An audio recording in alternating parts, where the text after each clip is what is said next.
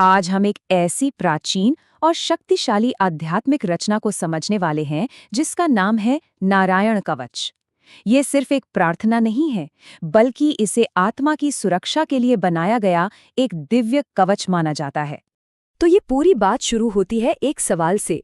कहानी कुछ यूं है कि राजा परीक्षित ये जानना चाहते थे कि आखिर देवताओं के राजा इंद्र ने अपने दुश्मनों पर जीत कैसे हासिल की।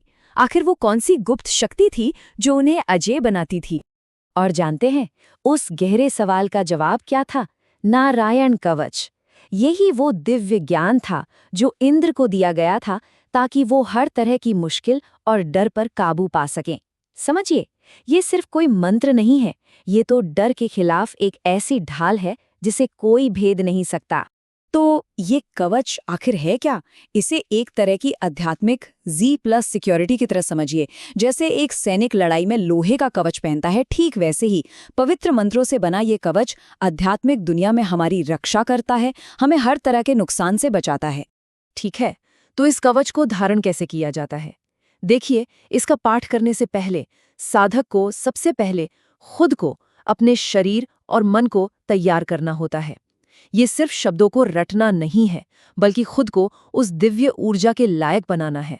यहीं पर एक बहुत ही खास प्रक्रिया आती है जिसे न्यास कहते हैं। न्यास का मतलब होता है स्थापित करना।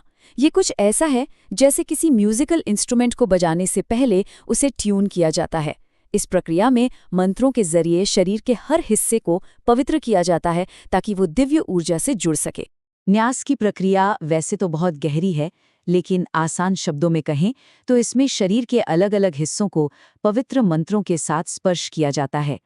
पैरों से शुरू होकर सिर तक और फिर हाथों की हर उंगली तक साधक खुद को शुद्ध और पवित्र करता है, जिससे वो उस दिव्य कवच को धारण करने के काबिल बन जाता है। अब आता है कवच का असली हिस्सा, इसका दिल कह सकते हैं। इसमें भगवान नारायण के अलग अलग रूपों यानी उनके अवतारों को पुकारा जाता है ताकि वो जीवन के हर पहलू की रक्षा कर सके।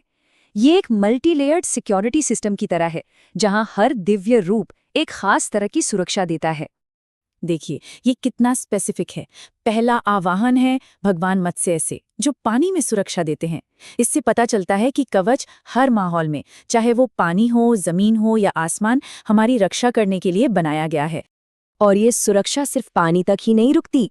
जमीन पर सुरक्षा के लिए वामन अवतार को पुकारा जाता है और आसमान में किसी भी खतरे से बचाने के लिए उनके विशाल त्रिविक्रम रूप को याद किया जाता है।